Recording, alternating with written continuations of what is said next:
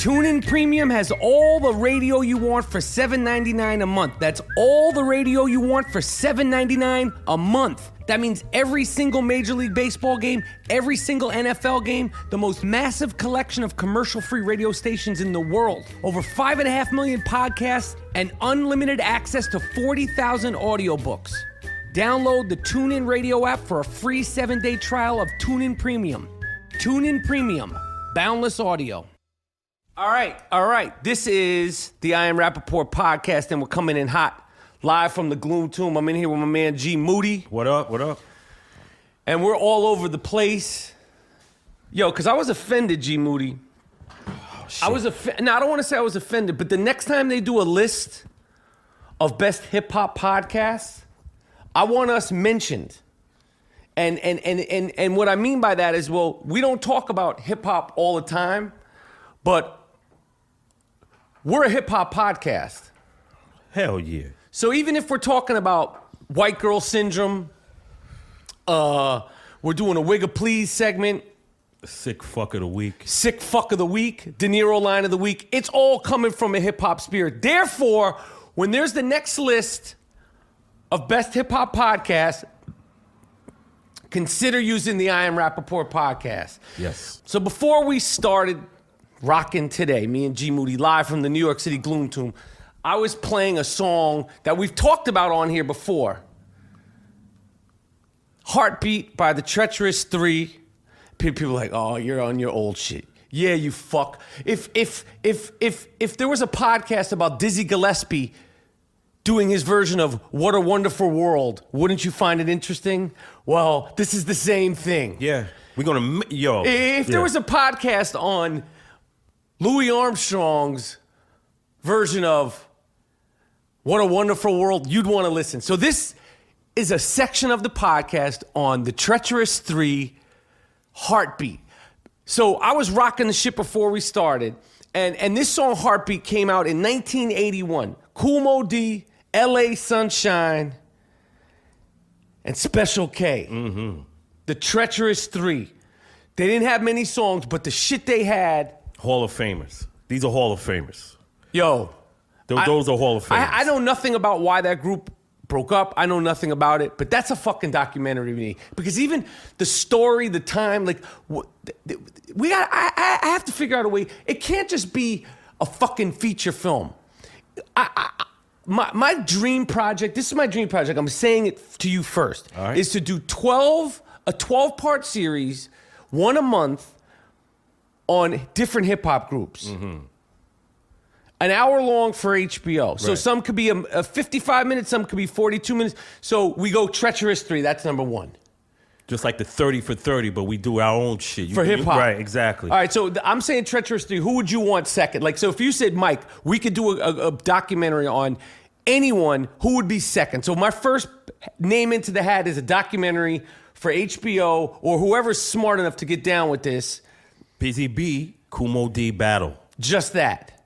The Busy Bee, Kool Moe Dee battle, which I've talked about doing as a short film. Exactly. And that was inspired when we had T-Ski Valley on the I Am Rapaport podcast. And I've actually talked to one of the dudes in ASAP, them ASAP dudes, ASAP 12V, whose cousin or whatever, I don't know, he has some lineage to Kool Moe Dee. Like, these dudes are younger than us. Wow. Moe Dee's like probably 50. Yeah. This dude ASAP 12V from that ASAP mob. Right. I went to Martin Luther King High School with his aunt. Damn. Like, I was like, damn, you made me feel like shit. Fucking like we George Burns in the motherfuckers. Yo, he made me, ASAP 12, this is a shout out to, that's my man. Yeah, shout out to that brother. He fucking made me feel like shit. He said, you went to Martin Luther King High School, my aunt. And I was like, because these guys are like 20-something. Yeah, as time goes, son. I felt like a piece of shit. Shit. But so those young dudes in Harlem is a small place. If you don't know, like if you think about it, Harlem is not a big area. So everybody kind of knows each other. Everybody, if you're there for years, like you're gonna have family. You're gonna know people in Drew Hamilton, St. Nick projects. There's people on 112th Street, 120th Street. 39th Street, 40th, 8th Avenue, 7th. You're gonna know it's a small neighborhood. Yep. Anyway, I'm digressing. But Harlem it's so much a part of hip hop. The Bronx, Harlem, that whole uptown shit. Not that everything else wouldn't be. I'm just rambling. Anyway, so this song, Heartbeat, I received this record. I'm gonna give you a little history about this. I received this record. My father brought this record home in 1981 from WKTU Disco 92. My father was the program manager. Sorry, he gets mad when I say that. The general manager of the first radio station in New York City to play disco music, which then turned into one of the first radio stations in New York City to play rap music before the people at the radio station knew the difference between rap, hip hop, and all of it. Yep. My father brought home a record called Sugar Hill Gang promotional copy, and he said, "This is rap music. It's going to be the next big thing." Yep. And he handed me a giant. I saw it. The promotional copy. Yeah. You saw it. The orange. I saw it in your closet. It's still there. We need to fucking go over there and get that from my dad. Get that. All right, so I got that record first. It had the 15-minute version, or was it a 20-minute version of Rappers Delight? 15. 15 and then like a 6-minute version. That's all that was on the record. Yep. Then I think the next record I got was a compilation record, like a 2-record compilation record. Can you believe they don't even fucking have those? I think it was 2 records. It might have just been 1 record of all Sugar Hill Gang records. Right. So it was like, wasn't Grandmaster Flash and the Furious, were they Sugar Hill Gang? Yeah, it was on that label. Right. And who were the girls? Shit, damn. I got to look up that record. Right. There was a bunch of people on there. And then probably the 3rd or 4th or 5th record I got was this Treacherous 3 record. Right. So I've had this record, since before 81. Yeah. And I've lived with this record, and I've lived with this song, Heartbeat. And it was Tanya Gardner. There's a song, right? Tanya Gardner, Feel the Heartbeat. Right. Look the shit up. Listen to it in the background while you're listening to this I Am Rapaport. This goes out to Tanya Gardner. Hell yeah. So she had a song called Heartbeat. Right. And they flipped that. Live One of the first flips. Yeah, live drummer. So if you listen to Heartbeat and then you go listen to Feel the Heartbeat by the Treacherous 3, if you've never heard it, you're going to be like, that is that shit. Of course. This is as good as any fucking, I'm going to say it right now. Tanya Gardner, the Heartbeat, and Treacherous 3's Feel the Heartbeat are as good as any Rolling Stone song you could come up with. That shit is classic American music. Yes. Straight the fuck up. No question about it. So me and G Moody G Moody was listening to an old episode of the I Am Rapaport podcast for one specific note. Yeah. Not fact checking. Fuck, do we look like we're fact checking there? Nah, we don't do that, B. And I was listening to Feel the Heartbeat by the Treacherous 3 on my Sonos player, which I fucking love my Sonos player. If you don't have, they're not a sponsor of the I Am Rapaport podcast, but it's not all about fucking dollars and cents, G Moody. Good products. I fucking love my Sonos, and the Sonos takes all my shit, my phone, my iTunes library, Apple Music, Songza, fucking Sirius, all that shit. All your media. All your music, all your fucking and it plays it out of one thing, out of one device. I fuck with Sonos music, hard body, karate. Ingenious. There's no sponsorship. Ingenious. I'm just doing it because I fuck with them. I like them.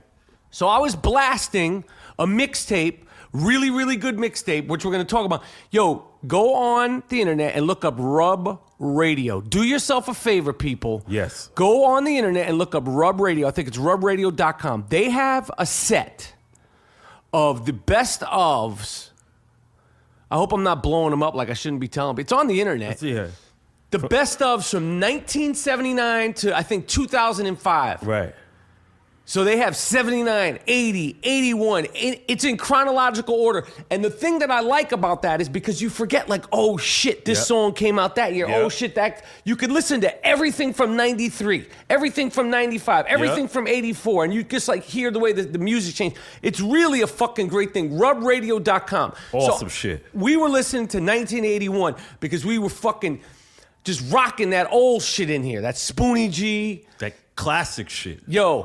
And the first song in the best of 1981 is "Feel the Heartbeat" by the Treacherous 3. That's right. And I decided to look up the lyrics to it because they never had the lyrics for these fucking records.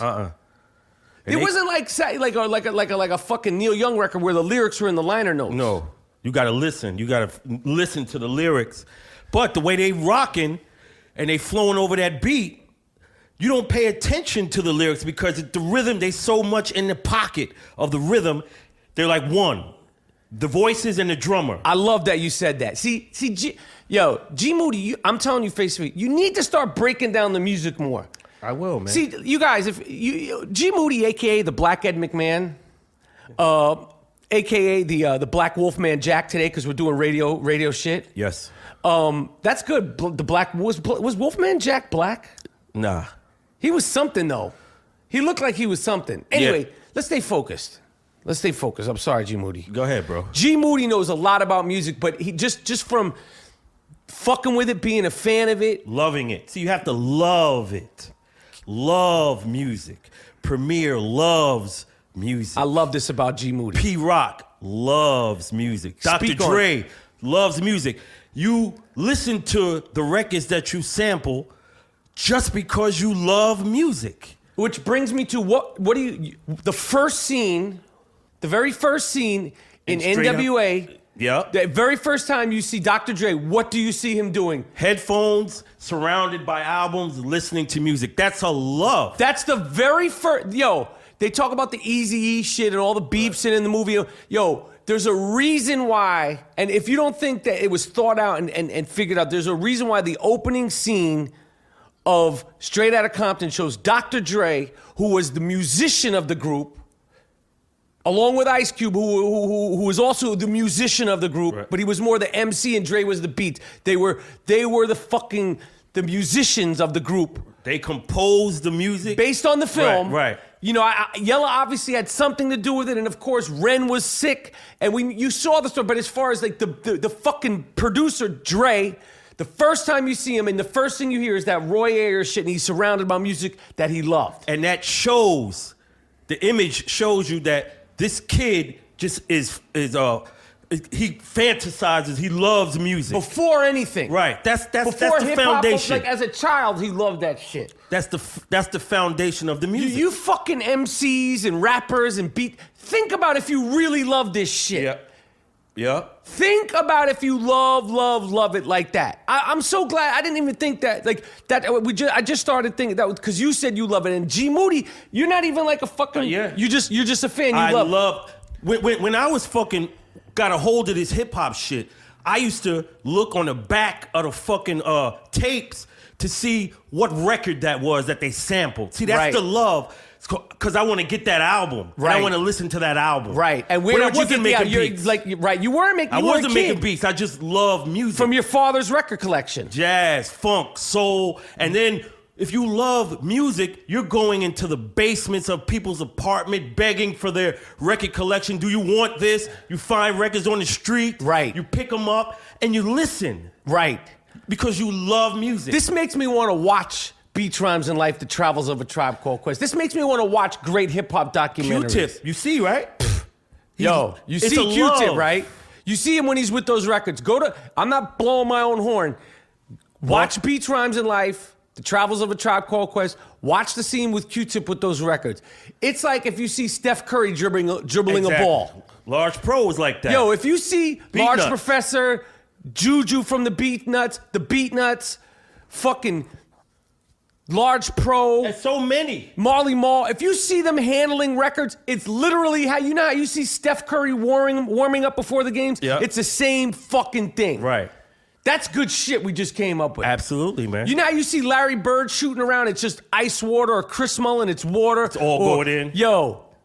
That's what it's like if you see Q-Tip, if you see any of these producers. There's so fucking many. Like Scratch. Yeah, but the thing about it is they love records. They love music. They love records. And then what they do is completely change. They flip it. Right?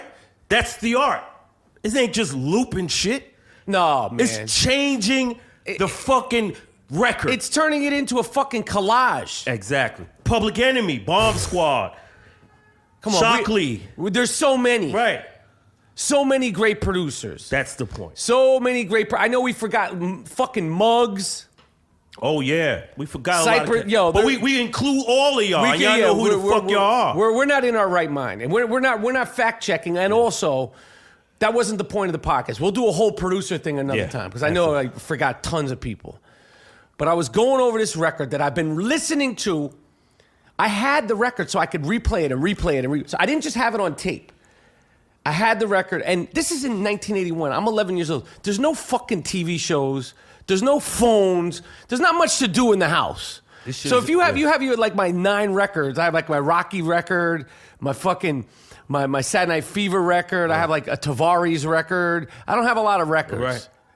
I don't have a lot of records. Yeah. I didn't have a big record. My father had a good record collection. My mother had a really good record collection. Hell yeah, I saw her. She had some Isley Brothers up in Pennsylvania. June Brody had a nice record collection. I tried to get one of them motherfuckers. What? The Isley Brothers. Yeah, she said, "What the fuck are you doing?" Yeah. Anyway, so this song, I'm just trying to articulate how many years I've been listening to the song, and so I just was looking at the lyrics. And if you got I wish we could play this shit. See, we need to get hooked up with a fucking thing where we could play this shit. But right now, you could turn this fucking record on. But Kool Moe Dee's rhyme that I've been saying wrong for... Since it came out. How many years is that? 81. How many years ago was that? It's like, I don't know, 30-something years. That's 34 years I've been saying the record wrong. Yeah. That's fucked up. Right. But he freaked that. That's fucked up. I've been listening to this record for 31 years. It's dope, and some people are like, wow, but I'm like, I'm fucking 45 years old. That's fucked up. I've been listening to this record for 31 years, and I'll go over my man's rhyme. Yeah, please do. And I never knew it, and I'm gonna do this shit, because they're like, he said, apt to adapt to any hand clap. I can change my rap at a finger snap. With the slip of a lip, I could move your hip on an ego trip. Ain't that a blip? Going up and down, I'm the talk of the town. I'm world renowned and I'm an MC crown. Yo, and you're like, what is that? If you hear him on the beat. Yeah, listen to the record. He got on the back of the drum on that shit. He said, apt to adapt to any hand clap. Right there, I was like, oh shit. Him and the drummers won. Yo. He said, apt to adapt to any hand clap. I'm just saying this now because I didn't know what the fuck I was saying. I was like, I thought he used to say, bap to bap to any hand clap. I didn't even, I thought he was like some fucking ski baba doobie doo shit. Yo. That's how fucking, he's so in the drum. Yeah, he's in that pocket. There's a pocket. James Brown described that. There's a pocket of rhythm where the musicians in the pocket. It sounds like one. And Kool Moe Dee's in the pocket of that shit. I'm gonna rock that shit again. He said, apt to adapt to any hand clap. I could change my rap at a finger snap. With the slip of a lip, I can move your hip on an ego trip. Ain't that a blip? Going up and down, I'm the talk of the town. I'm world renowned with an MC crown. Get loose, Special K, get loose. And just rock hard beat. Show them you got juice. Have fun. Have fun. Have fun. Fun. Have fun. Not kill anyone. Break it down, G Moody. It's that those songs, those early hip hop songs, it's about having fun, yo. It's about enjoying shit. It's a party. You know what I mean? MCs have contests. Cold Crush Brothers, fantastic. Right? It's a contest. It's rapping. Who got the best show? Who got the best rhymes? They didn't get no fucking a shootout. Have fun. Have fun. Have fun. And what's the motto? Have fun. What's the motto? What do you mean? Peace, unity, love, and having fun. Yo. That's the hip hop credo. That's the credo. Yo. The original. This isn't a hip hop podcast. G Moody, you're breaking it the fuck down. That's what the fuck I want to hear you do. That's right. It's not all tits and ass, G Moody. It's not all fucking tits and ass. It's not all playtime. And fucking pork chops. Oxtails. Okay? It's not all fucking oxtails over here. Give the people your shit. Peace, unity. Peace, unity, love, and having fun. Okay. Special K, I'm not a doctor and I'm gonna prescribe. Gonna rock 7 to 5. Gonna rock your whole tribe. I'm traditional custom When I'm in the place, something dancing for joy, no matter what your rate. I'm like a reoccurring Riddler. All I am is a man. I never knew this. I never. I'm like a reoccurring Riddler. All I am is a man. Let's a well-known brand, always in demand. So let's rock, huh? Let's feel the heat as I rap to the rhythm of the sound of heartbeat. Yo, listen. This is the I Am Rapaport podcast. I don't know what to say. You need to listen to that song. People need to revisit hip-hop. Revisit that. Revisit all of it. Right. You can like the shit now. But you have you can't just like the shit now. Yeah. Revisit it. You listen to old rock and roll. You listen to Led Zeppelin. Why won't you listen I to... do. I do. Right? You can like new rock and roll, but you don't want to know where it came from? Right. And then if you want to know where Led Zeppelin came from, you don't want to know that came from blues. Don't you want to keep exploring it, or you just want to listen to dog shit? Yeah. Techno fucking piss. Is that what you want to do? You want to fry your fucking brains with that fucking danceteria music? That fucking EDM? It's gonna give me a fucking heart attack. Give me your fucking speakers. I'll break your fucking speakers. You play that fucking EDM shit. Turn that fucking shit off. It sounds like a fucking David Buster's in here. That fucking EDM. You're gonna make my fucking brain scramble, you cocksucker. What the fuck is EDM? That fucking EDM. That electronica shit. Yeah. You're gonna scramble my fucking brain. Aiello, that's Danny Aiello listening to the fucking Coachella. I'm not fucking going. You know they wanted me to fucking do a tent. I'm not fucking going to Coachella. They're gonna play that bullshit. It's the I Am Rapaport podcast. Previewing the 99th, maybe 98th episode. Should we do it to 98? 98. I want to hear this shit, The man. Danny Aiello episode, all Danny Aiello is coming, people. The great. You have to preface his the name. great Danny Aiello, telling stories about Robert De Niro, telling stories about The Bronx, The projects. He's in the Marble Hill projects in the Bronx. Yo, this is a real New York guy. Worked with everybody. He's in The Godfather. He tells all the stories about that. 29th Street, Fort Apache, the Bronx. He's an all-time great. Yo, Danny Aiello's, Eddie Murphy stories, Richard Pryor stories. It's a great episode. I really hope people listen to it. It's coming soon. This is I Am Rapaport podcast. Mack Weldon. I know that Mack Weldon is a New York-based company that lives and breathes New York. I know that they make the best fucking underwear, t-shirts, socks at MackWeldon.com. MackWeldon. I got him on. Soft and comfortable and light materials and fabrics. You could shop online or use your mobile device. Check it out. You could check out in less than a minute. In and out. Buy your fucking soft, comfortable underwear. I'm wearing some right now. I'm wearing a Mack Weldon t-shirt. Mack Weldon wants you to be comfortable and look good. It's perfect for the guy going for a run or the guy Freaking off. That actually wasn't what the promo thing said. It was, going for a run or the guy on the run. But that's also, it means for free. Yeah.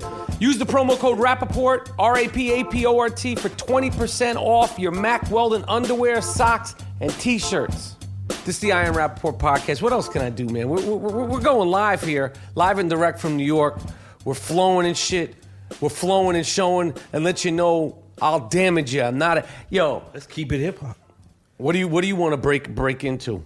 Fucking all those early groups, man, that we love, yo. We on this podcast, people try to fucking cast these people aside. Right. Talk about how you see dudes in the Bronx. But Gerald lives in the Bronx. He'll see dudes that I just talked about like legends. Like iconic motherfuckers. I see Melly Mel, walking around. Raheem. You see him walking around the Bronx, right? Like it's nothing. Slick Rick, because it's like fucking the Bronx is hip hop's grand old Opry. Damn, break it down. The G. Bronx is the altar of hip hop. It's like when you're there, walking around, and you know, I'm not expecting to see anyone because I'm from Brooklyn, and you be like, yo, that's fucking, but it's the grand old Opry of hip hop music. It was created there. The park jams, all the, like that whole culture, the clothing. And they're still alive. That's the thing that needs to really be taken advantage of, is that these dudes are still alive. And they created this art form out of thin air with nothing. When New York City was basically bankrupt, right? And they created, the Bronx was like fucking work, like Germany, like bombed the fuck out. Right. And these guys created shit, and you know, it's awesome, man. And you know, in the Bronx and Brooklyn was doing their thing and all this. Brooklyn wasn't like what it appears like in Girls. No. It wasn't even what it appeared. You know, in the 70s, Bed-Stuy, Canarsie, Brownsville, Flatbush, Bushwick. Yeah. All that Williamsburg shit. Williamsburg was you wouldn't be able to walk through there. There wasn't that Lena Dunham shit going on. There was no hipster shit. I mean, hip hop trickled down to the boroughs. You know? I seen it done outside in 77. With your own eyes. It's a jam in the park, in my projects. You saw that shit. Cats bring out the turntables, hook up the turntables to the light. You saw that. I saw it. I saw the mixing. I saw the crates of records. And I stood in front of the rope and was in awe. It was no rappers. It's just motherfuckers mixing records, mixing breaks. Right. In Brooklyn, it was basically a lot more disco. In the Bronx, it was cats cutting the breaks. Which are? Bouncy Lady by Pleasure. James Brown, all his breaks. Fucking Roy Ayers breaks. Billy Squire. Rock records. Right. Breaks in them. And which brings me to a point we brought up before. If you have a hip hop radio station, there's so-called hip hop radio station. Why don't you play everything? Word. I always thought that. Why we don't hear breaks? It's hip hop culture, right? If you go to Bronx and they have a jam, they playing all them breaks in a set. But when you have an old school jazz station, they're playing everything. Yo, all the electric jazz, the good, the Dixieland, the Blue Note, the 60s, the swing. Yep. But the hip-hop radio stations, they just play shit. And then every now and then, fucking, they let somebody come up there and do some more of these odd hours and shit. Every hip-hop radio station in every state that plays any kind of hip-hop music, whether it's new, old, southern, they should always go back to playing the regular shit. It shouldn't just be, these people need to know, they need to re-educate and continue to educate themselves. I don't know everything about this shit. G. Moody doesn't know, you can't know everything about this shit. Right. It's an ongoing, but I heard somebody say, I know everything about this. Yeah. Like you're an expert. We'll get to that later. Yeah. But you're right. They should play, if it's hip hop culture, and it's like, they always bang their chest, like, yeah, this is where we play hip hop. Well, why we not hearing no breaks either? Right. You need to play, it's a jam, right? Hip hop is a jam. Right. They play all kind of music. There's no, you can hear the Monkees, you can hear the fucking Beatles. Right. Right? You can hear everything. So I want to hear that shit on the radio. Play the breaks. I want to hear that. James. Right. Idris Muhammad. Everything. Lonnie Liston Smith. All of it. Every fucking thing. Jerry Mulligan. All kind of records. Sesame Street. Electric Company. If it got a break. Star Wars. Right. Miko. Right. If it got a break, they could freak it. This is what the fuck I'm talking about, G. Moody. We don't get none of that. We don't hear any of that shit. Like 97.1. Get the Hot fuck 97. out of here, yo. Get the fuck out of here with that. It's, you know what it is? When I came up, Mr. Magic, Hank Love, DNA, right? And the Hank Love Show. Right. 89.1, P. Fine, Marley Marl, Kevy Kev, Red Alert, Chuck Chill Out. Teddy Ted, Special K. Right. I went to sleep with the shit in my ears. It wasn't on the radio. It was in the streets. Right. And remember we had Slick Rick and Dougie Fresh tape. Yo, Live. when Gerald got, when you got a hold of those fucking tapes, he had the Slick Rick and Dougie Fresh, the show. Live. The live shit before it was on a record. Yo, you think that internet now is crazy? That was the fucking shit right there. You would chase that shit down. Can I borrow it? Can I borrow it? Can I borrow it? I remember there was a shit in 84, 85 rock, Veronica by the Boogie Boys. Yo, do. Or the Bad Boys, one of them, yeah. Do. Yeah, remember that? Digga. Yo, the tape for that was as valuable as anything that I had. It was like just to have that one song, I was like, oh shit. Yo. This episode of the I AM RAPAPORT podcast is brought to you by Squarespace. Start building a dope-ass website today at squarespace.com. Yes. G Moody is in the process of building the Gerald Moody, the G Moody website. That's right, G Monetti Space. It's going to happen this week, and he's been on Squarespace. And if you go to Squarespace and you enter the promo code RAPAPORT at checkout, you get 10% off. It has state-of-the-art technology and security and stability so your online information and presence is safe and secure. Yes, it is, man. I You can't wait figured to this do shit it. out. You're designing it now, right? Yo, I'm hooking it up, man. Was it challenging? And that shit was like a snap. Millions of people literally use Squarespace. It's just $8 a month, and you get your free domain if you sign up for a year. Go to squarespace.com. It's the I AM RAPAPORT podcast coming live and direct from the Gloom Tomb in New York City. Yo, we've already been rocking for like 30 minutes, uninterrupted, G Monetti. What I was saying, above the law. We tend to forget Midwest cats. Let's not forget. We're gonna shout motherfuckers out now. Yo, my man, the Above the Law, that first album, 1990, is when I got indoctrinated to that, and that shit's classic. Yo, we're not on that East Coast, West Coast shit. No one was B. on that. That was a thing between two guys. This whole East Coast, West Coast. It never even called it. It would be LA and New York. It was no the whole West Coast. Turned into this whole stupid thing for nothing. So silly. Above the Law. If you look at if you go to my Instagram. Oh, you was on that couple of weeks ago, shit. I was listening to Black Superman by Above the Law. It got me out of the car dancing. I didn't plan that to do a dance video on my Instagram dancing to Above the Law. But my man Dean Collins came to pick me up. DC. And when he came to pick me up, I was rocking that shit. And then I said, pull over. I got to get out of the car. And I started dancing. And I danced, and I danced, and I fucking danced. And then I said, we got to a fucking red light. I said, pull over again. Oh. Because I was hype. So if you look at the now viral 15-second video of me dancing on my Instagram, you could hear in the background, Above the Law, Black Superman. Woo. The last song, remember that first one with Ren and them on it? Yo, that's a fucking good record. Absolutely. That fucking record is really fucking good. Their first record is fucking, it's a forgotten classic. Yeah. I think a lot of the production was done by Dre. I don't know. I feel like it. I'm not sure. Right. I need to check that shit out. And one of the dudes in there, Hutch. Willie Hutch's nephew or some shit like that. Yo, related to the great Willie Hutch. Hell yeah. The great Willie Hutch. Yo. Mac. Yo, if you don't know Willie Hutch music, go online. Just download the Mac record. Pay for it or not. I always pay for it. Get it. Listen to the fucking soundtrack. Listen to this guy's voice. Soul and funk.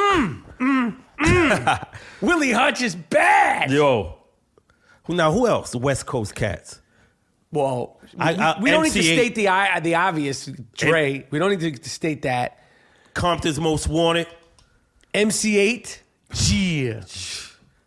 Who were MC Breed in Detroit. We don't need to talk about Ice Cube. That's a whole episode. Ghetto Boys, Houston. Scarface. Yo, Scarface is one of the most influential fucking dudes. Yeah. Like you listen to like Nas and shit. Like he's like, yo, Scarface, Jay-Z, Scarface. Yeah, Like motherfucker, Scarface was, and he's been around. Everybody knows the fucking Ghetto Boys, so they get a shout out. Of course, man. Anyway, what else, G Moody? Oh man, You thank God things are looking good for Lamar Odom. Oh yeah. Thank God his brain had to reboot. What do you mean? You know, he's been abusing drugs for a long time. Right. And his brain took it upon itself to say, fuck it. I am cutting off Right. to save myself. Right. And save you. And in turn, that will save you. Your organs may fail for a couple of days, but then I'm going to come back and you're going to get up. Right. And hopefully you'll learn a lesson. That's good. That's good. G Moody, this I think is your best I Am Rapaport podcast. Hey, man, we got a lot of mo. Yo, so break it. So you said that was G Monetti. That was like Richard Pryor shit. Like if you did that in a Richard Pryor voice, it would be Richard. It would be Richard Pryor. Yes. That's a good fucking point. He had to reboot. Lamar Odom, thank God, his brain, that was like a conversation. The brain said, I have to reboot. I'm shutting You're down now. not going to die, but your fucking kidneys may cut off for a while, but you fucked me up, motherfucker. You fuck me. You fucked me up. Imagine that in a Richard Pryor. Motherfucker, you fucked me up. I'm brain going to is sleep now, motherfucker. That'd be like Richard Pryor. Go to sleep, motherfucker. Yeah. They're trying to wake me up, and then he's like talking about it in the ambulance. He's like, I'm in the ambulance. Motherfucker's trying to wake me up. And he said, then they put that good shit on me. Yeah. They put that Michael Jackson on you. That's rich. That's Richard Pryor. I'm not an impression person, but that's the inflection of it. Yeah, Richard Pryor would do a great bit on Lamar Odom. Matter of fact, we just did it. We just did it. G Moody did it. That's why G Moody. Okay. That's why some people are like, hey, who's G Moody? That's why G Moody is the Black Ed McMahon, and that's why G Moody is the co-host with the most of the I Am Rapaport podcast, because he has brilliance in him. That's good shit, G Moody. See, yes. Some people, if you know G Moody, be like, yo, that's one of the funniest motherfuckers I know. That's good shit there, G Moody. This is the I Am Rapaport podcast. I don't know, man. We're flowing. Let's keep it going. Sometimes we take breaks. No breaks, B. But you were asking me, you said to me, yo, when these things get reported, it said, because after like Lamar woke up, it was reported that he said, hey, babe. Oh. To Khloe Kardashian, his estranged ex-wife. And Moody said to me, yo, where do those reports come to? Thinking like I'm a newsman. And then I thought to myself, well, I know enough about, the way reporting and the news, and I have my assumption. My assumption is this, that when, thank God, Lamar Odom woke up, yes, he came to, Word. There wasn't a lot of people in there. The Kardashians haven't been putting up their daily selfies. Right. They do it every day, all of them, every day, every fucking day. They've taken a break from it. They were smart. We need to run these people out of the country. So if they're all in the room when that happens, the doctor's not going to call the New York Times, Twitter. The doctor's not calling OK Magazine and Us Weekly and saying, Lamar Odom. He's saying he's trying to continue to keep this guy alive. Right. That's his job. So somebody had to have called somebody to give some assumption of something. And it ain't Lamar Odom's pops. It's not Lamar Odom's pops. He don't fucking know any numbers. No, he doesn't. So one of the Kardashians people must be articulating that when Lamar Odom woke up, the first thing he said was, hey baby. To Khloe, his estranged ex-wife, who months ago, now it may or may not be true, and I'm not here to scrutinize it, because thank God this man, it's looking on the bright side. But somebody had to report to somebody on Twitter or on fucking CNN or somewhere where this story's been covered everywhere, because it's an athlete, but more importantly because it's an athlete with a Kardashian. Because God forbid something happened to an athlete of Mr. Odom's status, You think it would be covered on CNN? Hell no. You think no. The thing that's made this beyond an ESPN and a sports story is the Kardashians and whatever. So the point is that G. Moody asked me, where do these reports? I don't know. But my assumption is that because a publicist reached out to the owner of Dennis Hoff, that a publicist from the Kardashian and said, / Jenner camp is giving the report. So he didn't say anything to his daughter first. He didn't say anything to his baby mother first. The first person or his son, the first person it was reported. Hey, babe. May be true. It might be true, but I'm just letting you know that was a reported articulate. You know, like you play telephone, like I whisper something in your ear, no Bruno, and then you whisper it into somebody else's ear, no Bruno, and then you do it to telephone. Right. It's gonna change. But didn't they shit on him last 2 weeks ago? Who? Where what's her Chloe? Where he tried to talk to her, and he and she called the bodyguards on him. That's what it was on TMZ. We saw that. I saw that Those with my fucks. eyes. And then Lamar. This is I think maybe 2 months ago. Or maybe 6 weeks ago, then Lamar was flipping on the TMZ dude, saying it was heartbreaking to hear it. And that's when we talked about it. We were saying, Lamar, go to China, fuck these chicks, get the fuck out of here, get in shape, you're 35, go play for 5 more years in China. You don't need this shit over here. Get a statue out there, man. Fuck that. You'll be so well loved and shit, and you'll find the love within yourself. Play few more years, get in shape. We wish you the best of fucking luck. I'm so glad this guy's all right. Word.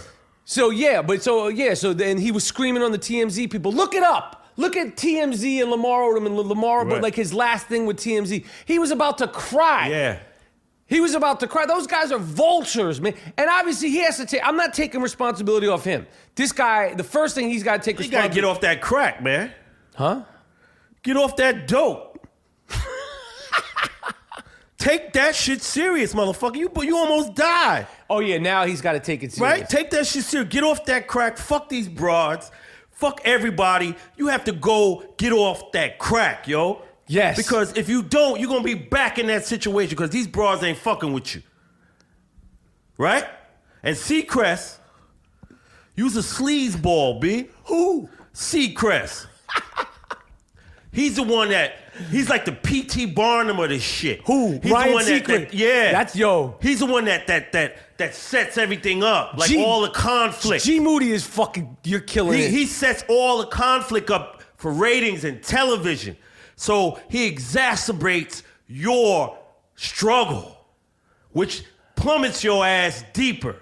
Ryan Seacrest, we don't fuck with you. Seacrest, you on some sucker shit, man. Yo, I didn't know that was coming. coming. At the hospital. Yo. You see his motherfucker at the hospital?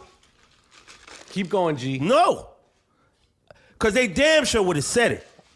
Right. Seacrest, look, he's concerned.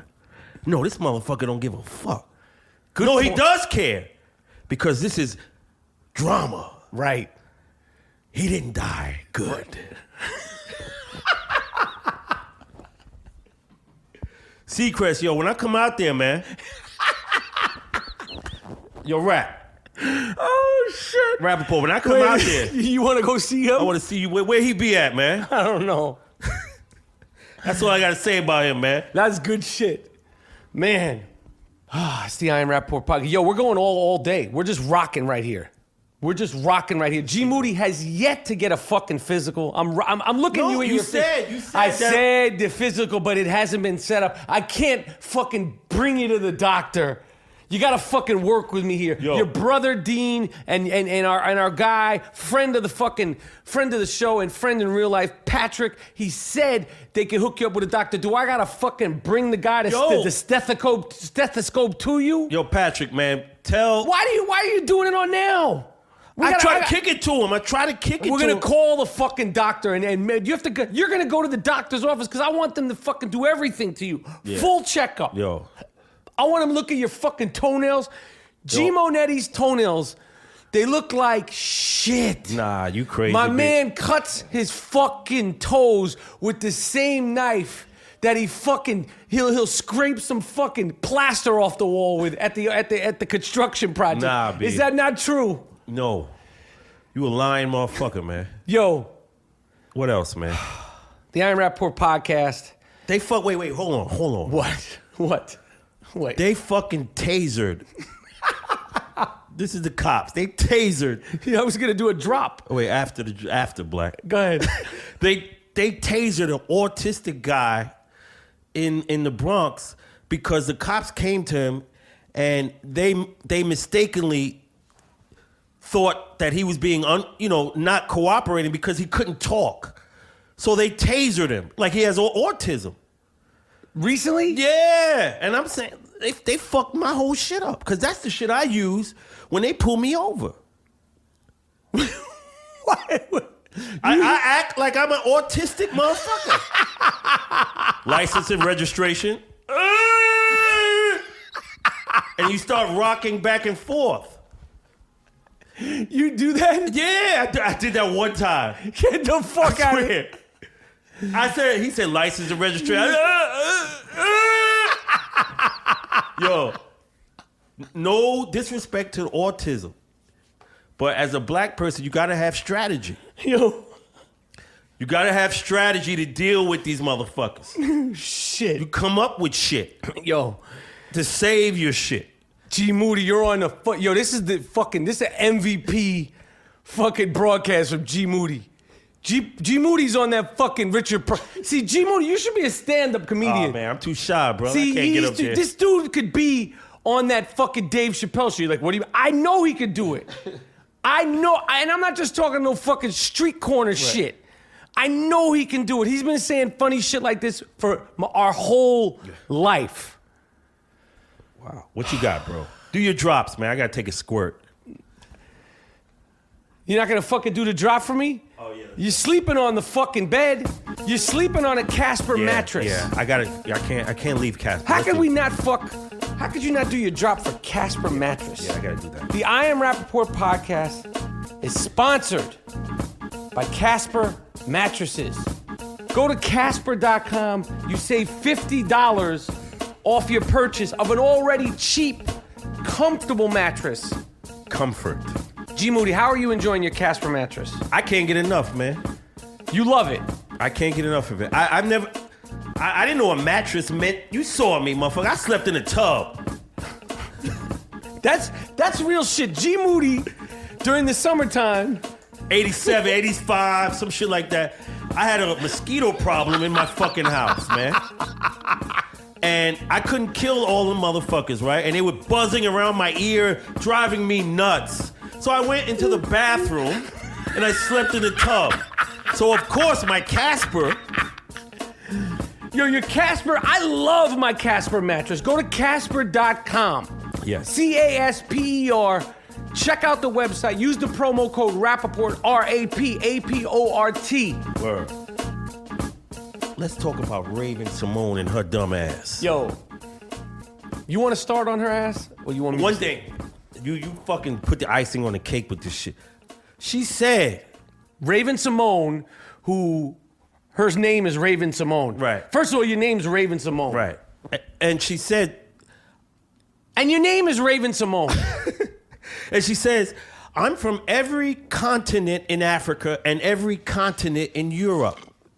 Let everyone marinate on that fucking statement. Break it down, G. I'm from every continent in Africa and every continent in Europe. We're not gonna go too much because this is a dumb motherfucker, man. And I'm not gonna give you the energy. You're dumb. Why? Explain what you mean. Africa is one continent. You dumb fuck you. See, cute, right? You on TV. When You got your crusty clown hair. Her hair is red, right? You Yeah. know I'm mildly colorblind, people. She got that crusty clown shit, right? Yeah, that bozo shit. You got bozo the clown hairdo. All that Cosby Your name shit. is Raven Symone. And the reason why I keep saying that Oh, is she's talking about black names. Oh, yes. You up there trying to front. Stop fronting. Yo, you look Yo, I'm gonna tell you, I'm not gonna insult her looks because it's not about her looks. Right. It's about something that comes out of her spirit that I don't like. I'm not to say this is a devil or anything like that. I'm not saying anything crazy like that. But there's something about the Raven Symone. Maybe it's a character. It could be a character on the TV show, but you are playing yourself. So there has to be like when I go up there and I'm talking my shit. As Michael Rapaport, I'm responsible for myself, whether I'm on a talk show or whatever. Right. There's something about Raven Symone that comes off not nice. Mean-spirited. Mean-spirited. Yep. And you said that bullshit about us. You talking about us. You talking about your own people. You up there dissing your own people. So what their names are Shaniqua, Tarnasia, and this. Your and name that. is Raven Symone. Right. So what? And yo, and you know, like if you look up Raven Symone, she had her hair, like you talk about those are ghetto names. Those are essentially ghetto hairdo. No disrespect, but they would be considered, that whole term ghetto. Right, right. That shit is whack anyway. But she's saying these ghetto ass names. Right, you see? But you have your shit all crazy with, that's from the hood. No, that's some other shit. That's spiked shit and all that No, bullshit. but I'm saying like when the old pictures with her shit in braids. Yeah. That's black culture. Right. And then you're up there talking that bullshit. See? Self-hate up on TV. Why not say nothing? You don't like those names? What you want? The motherfuckers to be named Jane and... Your name is Raven Symone. Your shit is Raven, and that's fine too.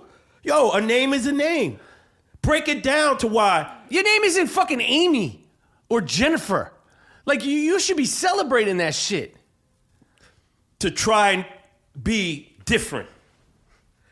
You don't understand. They're gonna let you go off that show anyway. Just how they do. It's not like that show is the end all be all. You're up there talking all that shit to try to appease these motherfuckers and make a name for yourself, and then they're gonna be the ones who let you go. That's a revolving door over there. What is it? The View. Yeah. She's like under 30. She looks like a woman who's struggling through menopause. Raven Symone looks like a woman, and no disrespect to menopause. That's all I'm saying. She looks like a woman who's struggling through menopause, and I don't think she's 30. That says something about what she comes off. She looks like she got like her back hurts or something, or she got like a fucked up, like she got like a nail infection in her foot. And think about the name that they was focused. There's nobody named Watermelon Drea or whatever that shit was. That's just some Sambo shit that they doing on TV. Nobody names their kid that. I've never heard that. Watermelon Drea. And even if they are, your name is Raven Symone. You got Krusty the Clown hair. What the fuck is you talking about? You look crazy. And you trying to diss people? All that Cosby show, all that shit breaking up. All that shit. I never looked at these motherfuckers. That's a show. It's a TV show. These motherfuckers Just right. they played those characters. Right. Look at fucking my man Todd Bridges. People say, these were... Motherfucker, you crazy. If you believe that what you see. Of a TV show. Right. You're crazy. How could the sweater do... Motherfucker, you don't know him. Talking about Bill. The black family. Where I come from. Right. The only doctors you motherfucking seen was the EMS motherfuckers. So that really is fake. So for me to see that shit crumble, I don't know none of them. That's real shit. Right? I don't know none of those people. So it's not surprising. Motherfuckers, of course. Right. Some people, look at that as being us. No, it ain't. No, it ain't. You don't think that, but people think Bill Cosby, pushed and pushed and pushed to get that image out there. And then it's really even more fucked up if these allegations are true because it's the same guy that was doing the wildest shit. And then later on started shitting on the same people that he made the fucking image for. Like that Cosby shit, like he said this is to show this image, but then you're shitting on your same people. But the way the universe works, you get it in the end. You see? Or you get it in the ass. You get it in the end. You get it in the end. Or you get it in the ass. That's right. So your but legacy getting it in destroyed. the end is getting it in the ass. It's one in the same. Legacy destroyed. You might as well not even been acting. Damn. And now they go back to your bits in the record and they hear you talking about putting Spanish Fly. Talking greasy. In 69. You was, oh yeah, I was fantasizing about putting Spanish Fly. He was talking greasy. Talking greasy. And now your whole shit is over. All your doctorates. Give me that shit back. All the murals in Philadelphia, scrubbing them. So did they scrub his mural? Yeah, in Philadelphia. Damn. So I didn't. Did they really? Yes. So it's like you never acted. It's Damn. like you never did comedy. Damn. And then now what's next? Death is next. Damn, G Moody, you're fucking. This is MVP. This is like your Russell Westbrook fucking game. Yeah. This is like when you're like, fuck you. Nah, I'm Mike Rapp. Moses Malone with Akeem. Yes. That shit. American Giant sponsors the I Am Rapaport podcast. Go to American-Giant.com. Check it out. T-shirts, sweatshirts, American made, American manufactured. The slogan for American Giant that we created is American Giant Clothing. Champion. Can't fuck with this shit, yo. So, the Mets beat the fucking shit out of the Cubs. All right, this is baseball. We don't really talk about baseball, but those poor fucking Chicago Cubs fans, they haven't won a fucking anything and I don't even know when. And I say, so what? Fuck them. You can't win the championship when you want to win it. Yeah, you don't win it, you don't win it.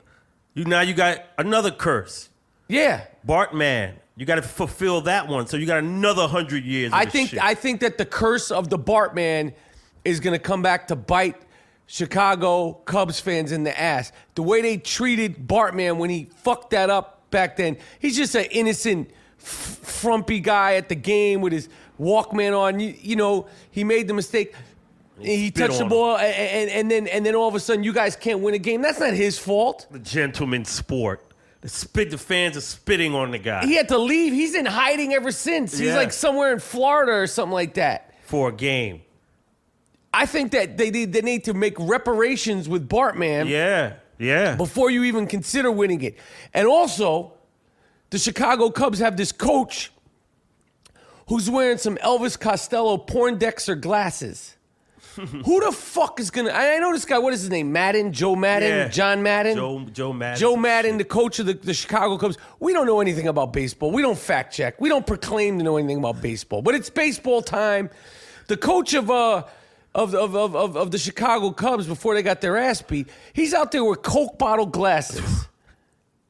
You look like a fucking asshole. You're supposed to be leading men. Yeah, magnifying glasses. Yeah, you're out there with some Coke bottle shit. You look like Mr. Asshole. Yeah, Take the glasses off. Yeah, they make contacts now. My man, I don't know if you know that, but they do make contacts. Yeah, you look crazy out there. You look nuts. I never seen a manager with Coke bottle glasses. Yeah, he looks and like I'm supposed to trust him? Yeah, he looks like a Halloween costume. His shit looks like the Coke bottle glasses, but then they magnify the eyeballs. Yeah, he looks sick. Yo, that's why I think also, I don't think your players are listening to you. You can't even, you can't see his fucking eyes. Yeah, how am I supposed to fucking, respect my coach when he's saying do, a squeeze bunt? I don't know what the fuck you're saying. Are you serious? Are you not serious? Your eyes are bugging out at me? Word. MC Ricky P. Slick Rick. This is Ricky P, y'all. Ricky P, y'all. Yes. That's an old Slick Rick lyric when he was just Ricky D. Ricky D, y'all. Ricky D, y'all. Ricky D, y'all. Ricky D. Remember that shit? Yeah. But it's Ricky P. Rick Pitino. The fucking, the snake oil salesman. Yeah. The coach from Louisville, allegedly. He's not going to make it through the season, I don't think. Right before basketball season starts, it's come out that boosters were taking the young recruits that were coming to Louisville to get their freak on. 17, 18-year-old, 19-year-old kids were going into not the brothel where my man Lamar was at, some other shit. And the kids have confirmed. Many kids have confirmed. And then the prostitute came on ESPN Inside the Line. She said, I have no reason to lie. There's no benefit for me to lie. Right. She had an ill wig on, and I'm pretty sure she had some green contacts in her eyes. You remember Donnie Simpson from BET? Yeah. He was cold. He had them green eyes. She had the Donnie Simpson. See, she said she knew she was going on TV. She couldn't be in her full blackness. Her shits were like green or brown. I don't know. I'm colorblind. Yeah. Not only is this the I Am Rapaport podcast where we don't fact check, one of us steering the steering wheel is colorblind. So we got a lot of fucking strikes against us. But Rick Pitino, he's a wild cowboy. You cannot say you didn't know that this was going on. You knew it was going on. Yeah, come on. I told the story about when I was in one of these places, when I was with a high-level high school basketball. Skeetologist you was.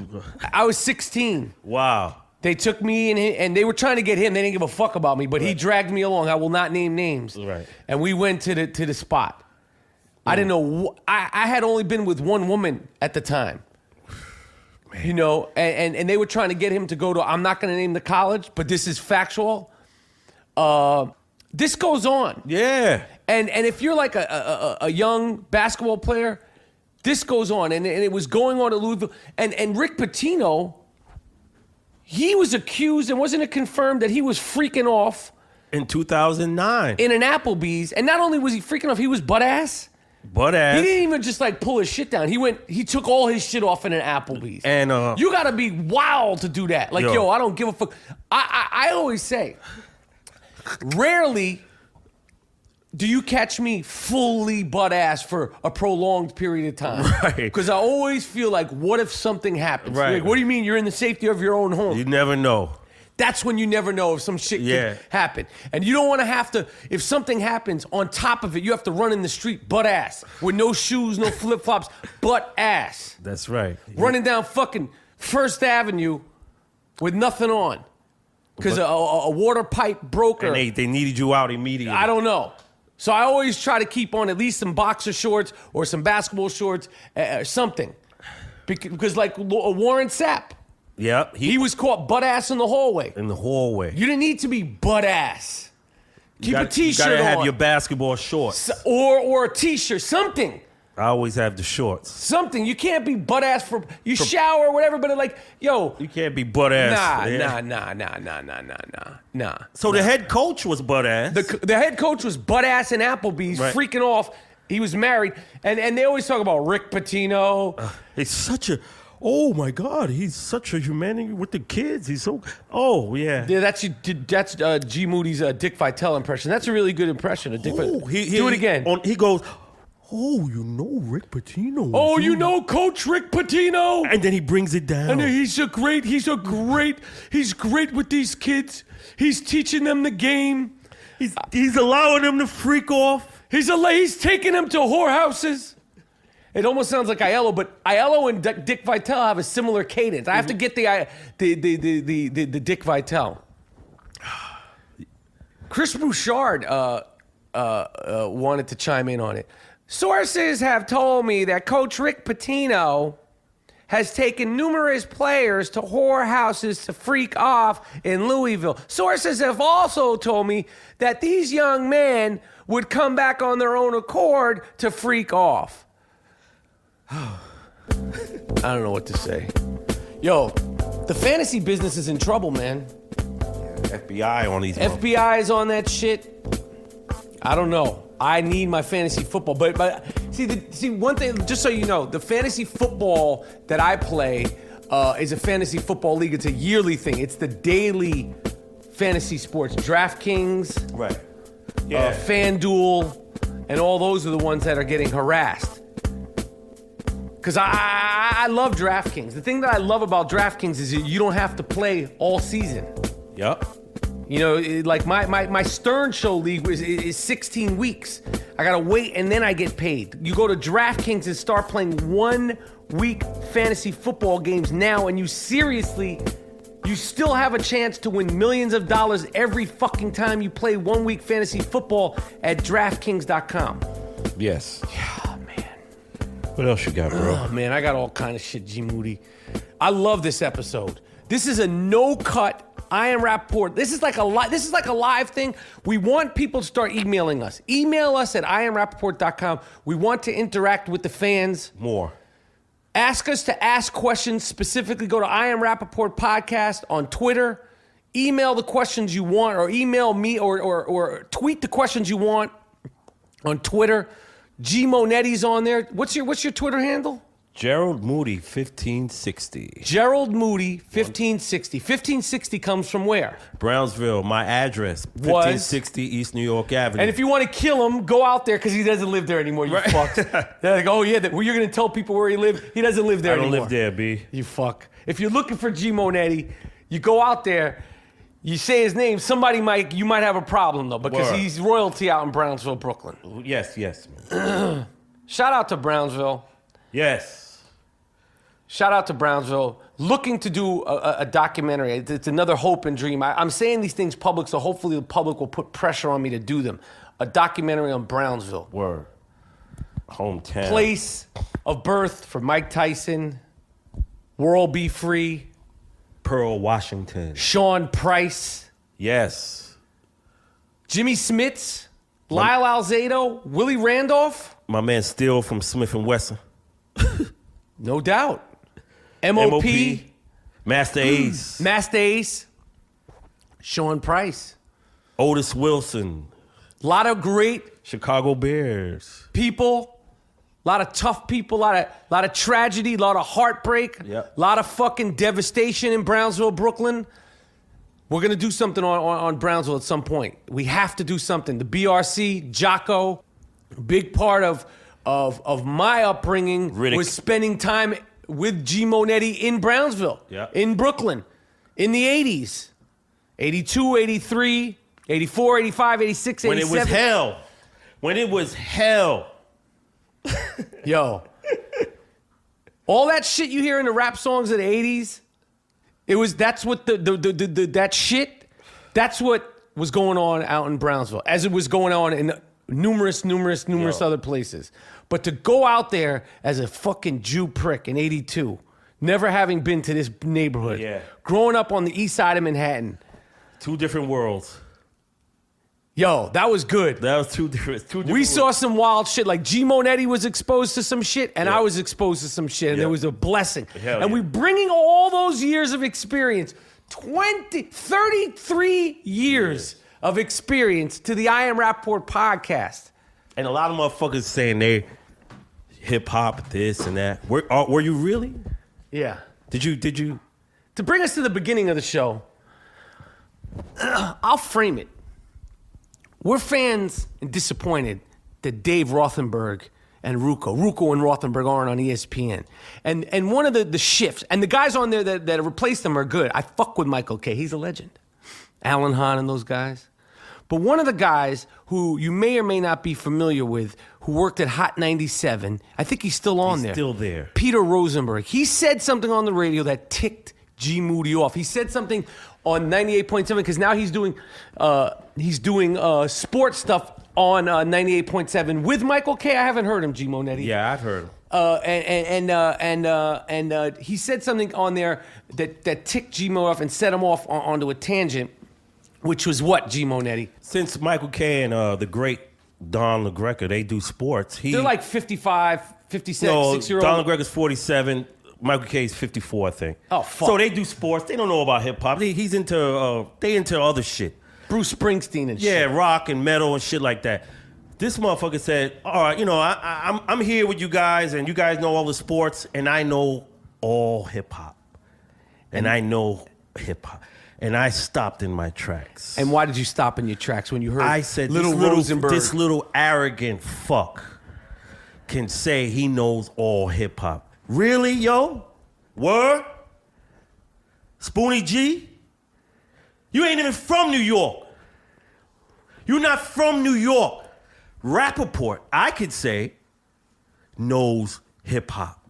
I would never say I know everything about hip hop. Right, but you could vouch because you coming around my block, you in Harlem, seeing 82, 83. You're in the rooftop. In the rooftop. fucking Union Square. And you never say nothing like that. And you were there. Search. MC Search could say that. He would never say, I know everything about him. But he's never said that. Prime Minister Pete Nice. It's not about race. That's why you're saying Search. Right. It's not about race. It's the fact that these people were actually there. And participated in it. In the shit and seen it with their own eyes. And like you said to me, I'm a fan of movies. I've been watching movies my entire life. You did a fucking play. You did a play in the 5th grade. Right. I'm not a... But you can never say, I know everything about acting. Nor would Marlon Brando say he ever knows everything about acting, because it's an ever-changing, ever-growing puzzle. So I see why that bullshit sets you off. Yeah. Money. Yo, I never seen you at no jams back in the days. Word. And if you've never done it, you can't say, that's one thing. It's like, that's why I think sometimes fighters, they would get mad at Larry Merchant, because they're like, yo, you cover this shit, and you're a fan of this shit, but you've never been punched in your face, and motherfucker. been scared in the 10th round Right. of a championship fight. Like, yo, what's going on? Been fucking knocked down and said, yo, I'm gonna get up and fight. You've never done that. And that's why some of those fighters, they're like, yo, Larry Merchant, man, shut the fuck up. No disrespect to Larry Merchant. I'm saying they've said that. Yeah. He speaks with that arrogance. Right. Like he got hit in his face. And right. Because let me tell you something. I boxed one time. I got hit in my face one time boxing. That was enough. Once. Yes. One punch was enough. I was like, I don't want anything to do with this. This is not for me. You walked out of the ring. That's it. I sat down. When I was training for Mighty Aphrodite Right. in Wildcard Gym with Freddie Roach, he was right there. I was sparring with a guy who was way better than me. The reason why I was sparring with a guy that was way better than me, because it's safe. He's not going to hurt me. But I was hitting him, not hurting him, right. and he hit me, boom, right in my face. And I fucking sat down in the ring. And they were like, get up. I was like, I'm good. He didn't knock me down. No, I had enough. Right. One time. Damn. And not even hard, just to pepper you. Just to let me know what it was feeling, because I was quote unquote training for Mighty Aphrodite, which I didn't even put on a pair of boxing gloves for. That was almost like we covered two things, and we did G Moody acting school. Like I addressed the movie Mighty Aphrodite with Woody Allen. Mira Sorvino, that's my coffee cup here. Mira Sorvino, who won an Oscar for that film. It was my first time working with Woody Allen. I was so fucking excited. Amped. So amped. And I wasn't even, to be honest, a huge Woody Allen fan as I am now. Right. After that. I mean, I was a fan, but during that filming of Mighty Aphrodite in New York City in the fall, every night I would go to the video store and get VHS tapes of his movies and rewatch them and watch ones I hadn't seen. And I was like, damn. He is that dude. Woody Allen is that dude. He's that dude. There's some people that are that dude. He's prolific. Yeah. I was listening to this thing Howard Stern was saying the other day on his show. He was talking about geniuses. And they were like, he was saying, you know how he's funny. He was saying he's a genius in radio. How he had a vision. He changed it. And then they asked about certain other people in other genres of comedy and records and music and broadcasters and this. And he was saying whether they were geniuses or not. Like they did a heavy thing into comedy, and like he said, Steve Martin wasn't a genius. John Belushi wasn't a genius. Not to say that he wasn't good, but I think what he was trying to say is he was only given the genius quality, the genius stamp of approval to people that had changed the genre. Yeah. So he was like, damn, Steve Martin's not a genius, damn. Dave Chappelle, not a genius, damn. Like he was even on the fence, like Chris Rock, not a genius. I think he gave Eddie Murphy the genius thing. And then they were talking about music, like musicians. It was an interesting thing that they did on the Stern show, like his opinion on it. Like James Brown is a genius, Of course. because he took it and he changed the whole thing. Why did we get on this? The fuck did we get on? I don't know, man. Just keep going. Fuck, I don't know. The reason why I brought it up is because Woody Allen. They said Woody Allen. He said not a genius, and I was like, damn. Wow. I was like, damn, that's and he said yo, he's great. His movies are great, But I think Woody Allen is a genius. The reason why I would say because I think he did create a genre. Like he brought cinema to the Upper East Side Jews in the 70s. Before Woody Allen, like there were other actors. There was the fuck is his name? Oh man, this is gonna. Man. Who the fuck? Not Gilbert. It was fuck, man. This is gonna drive me nuts. Oh. Non-fact checking podcast. This proves that we don't fact check. It'll come back to me. But anyway, so that actor who I'm gonna get before, he was the biggest star in the world. But Woody Allen like small nebbishy Jew character with the glasses. You know, sort of making fun of himself, Jewish humor. Right. Like he was one of the first people to bring that, and he certainly was the first person to bring it to major motion pictures. Yeah. As an actor. Oh, James Brolin? No, not James Brolin, man. Elliot Gould? Elliot Gould. Yeah. Elliot Gould. He had that but he was a fucking movie star. Yo, Elliot Gould at one point, you look at him now, and no disrespect, but Elliot Gould looks like shit. Damn. He needs to get on a vegetable cleanse. Elliot Gould, I fuck with you. I'm a big fan of yours. And I've been a fan of yours for a long time. Brooklyn motherfucker. Yo, he's a Brooklyn Jew. Yeah. But he needs to get on some kind of vegetable cleanse because he looks bloated as fuck. Oh shit! And he's gonna age. It's gonna happen. But that's what that's the kind like. It's like of course Elliot Gould's bloated. He's Elliot Gould. Yeah. He has that sort of I like E. That personifies the New York Jew. Word. Yo, we're signing off. No mas. Try to tell me this isn't a hip hop podcast. You can kiss my fucking ass. The next time you do your top tens, we want to just be into consideration. What about what? Dean Collins is down with us. Danny Aiello is down with us. Mr. Morris is down with us. Miles Davis is down with us. Jordan Winter is down with us. Maceo and Julian are down with us. Imani Moody is down with us. Key Dunn is down with us. We're number one.